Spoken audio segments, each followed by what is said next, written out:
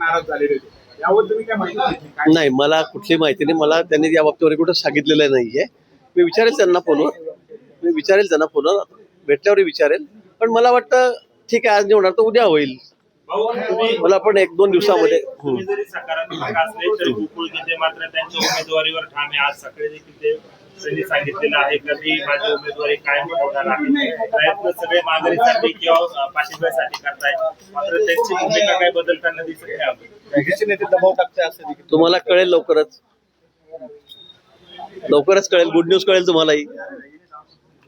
सामंत साहेब तुम्हाला राहुल भेटण्यासाठी नाशिकमध्ये आलेले होते, तुमची भेट झालेली नाही. नाही, माझी आणि सामंत साहेबांची भेट झाली नाही. तसं काही प्रयोजन पण नव्हतं. आमचं फोनवर सतत बोलणं सुरू आहे. आम्ही एकमेकांच्या संपर्कामध्ये आहोत. त्यामुळे ते वेगळ्या कामामध्ये होते आणि मी तर आज सकाळपासून पर्यावरण दिन असल्यामुळे त्या कामामध्ये होतो आणि बैठकीत सुद्धा होतो. पण आता मी गाडीत बसल्यानंतर त्याच्याशी पुन्हा दूरध्वनीवर संपर्क साधेल, त्याच्याशी मी बोलेल. फडणवीस सरकारने मोठा निर्णय घेतलाय मराठा समाजासाठी.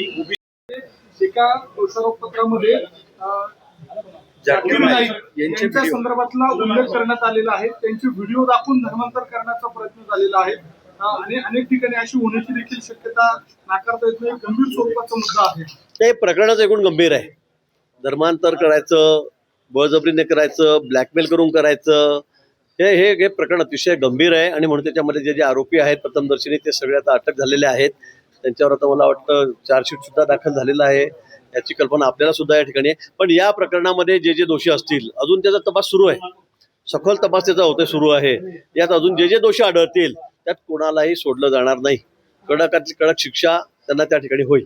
विधान परिषद घटना देखील मिळून आलेला आहे. एकूणच पुण्यामध्ये वापरल्या असल्याची शक्यता आहे किंवा त्या अनुषंगाने आपल्यापर्यंत काही माहिती आली? खरं आहे, साफसफाई करताना एक पिस्टल त्या ठिकाणी मिळालेलं आहे. पण ते खूप, मला वाटतं खूप दिवसापूर्वीचं असेल. सगळं ते गजलेलं होतं, कुठलंही सगळं निकामी झालेलं होतं. आता कधी कुठल्या वर्षी फेकलं, काय फेकलं हे सांगता येत नाही. पण अनेक वर्षापासून असेल, कारण ते कुठल्याच पार्ट त्याचं काम करत होता. मी हाताळून बघितलं, पण ते काही त्याच्यामध्ये तथ्य नव्हतं. अगदी इतका जंग लागला होता की ते कुठे त्याचा स्ट्रायकर हलत नव्हता आणि काहीच मॅगझिन निघत नव्हतं. आणि म्हणून ते पोलिसांच्या ताब्यात आम्ही त्या ठिकाणी दिलेलं आहे. नाही, मला नाही वाटत उदयजी तसं असतं. उदयजींनी मलाही सांगितलं असतं, पण तसं कुठे नव्हतं. ते काल म्हणले की आमच्या उमेदवारांना, कार्यकर्त्यांना, नगरसेवकांना भेटण्यासाठी मी येतो आहे. त्यांनी इथली येऊन माहिती घेतलेली आहे आणि ते परत गेलेत. आता मी फोनवर त्याच्याशी बोलेल. आता मी फ्री झालेलो आहे. पण मी पुन्हा आपल्याला सांगेल की लवकरच नाशिक असेल, जळगाव असेल, हे दोन्ही विषय एकमेकाला पूरक आहेत. दोन्ही विषयावर लवकर निर्णय होईल आणि यातून मार्ग निघेल. आज संध्याकाळपर्यंत गुड न्यूज मिळणार आहे. म्हणजे त्याचा अर्थ असा होता की रत्नागिरी जे भाजपचे आहेत आणि गोकुळ गीते जे भाजपचे संबंधित, दोघांची माघार होईल असं म्हणतात. पाठिंबा देखील होईल. तसंच होईल. जळगावलाही तसंच होईल, नाशिकलाही तसंच होईल. जे आपल्याला अपेक्षित आहे ते तसंच होणार.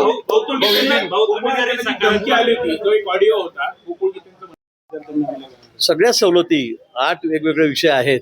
त्या सगळ्या सवलती हॉस्टेलच्या असतील, शिक्षणाच्या असतील, आर्थिकदृष्ट्या दडलेले आहेत त्यांना उद्योगधंद्यासाठी असतील, स्टार्टअपसाठी असेल, अनेक गोष्टी आहेत की त्या सगळ्या मुलींना, तरुण आहेत, बेरोजगार आहेत, नोकरीच्या शोधात आहेत, त्यांना न्याय देण्याचं काम माननीय देवेंद्रजींनी या ठिकाणी केलेलं आहे.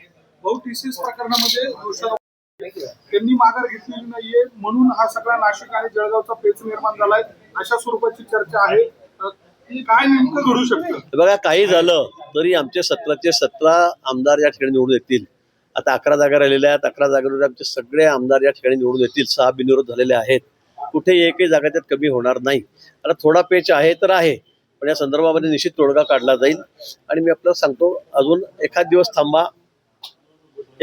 थांबावं लागेल. आज माझा संपर्क नाही झाला तर, पण उद्या परवा आपल्याला अपेक्षित निर्णय जो आहे, चांगला निर्णय आम्ही तुम्हाला देऊ. सांगितलं मी आपल्याला, पुन्हा रिपीट होते. मला असं वाटतं प्रयत्न सुरू आहेत आणि निश्चित त्याला यश येईल. आज दिवसभर जर मला थोडा मोकळा वेळ असता तर माझा संपर्क सगळ्यांशी झाला असता. उदयजी आलेले होते आमचे मित्र, त्यांच्याशी झाला असता.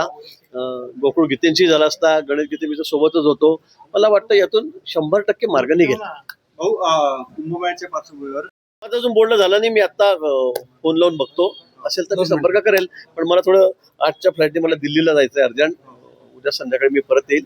तोपर्यंत मग भेट होईल की नाही सांगता येत नाही, पण निश्चित मी त्याच्याशी आता संपर्क करेन. भाऊ, जळगावमध्ये पाण्याच्या संदर्भातले वगैरे समोर येत आहेत आणि 8 जून पासून ग्वाल्हेरमध्ये institute of tours and tourism इथे प्रशिक्षण होणार होतं, तर ते ग्वाल्हेरऐवजी महाराष्ट्रातच घेण्याची मागणी त्या असोसिएशनच्या माध्यमातून करण्यात अशी कुठलीही मागणी माझ्याकडे आलेली नाही किंवा कुठली माहिती सुद्धा माझ्याकडे नाही. आपण पहिल्यांदा सांगतायत, पण आपण जर असं काही असेल तक्रार कोणाची, तर निश्चित त्या संदर्भामध्ये मी माहिती घेईल.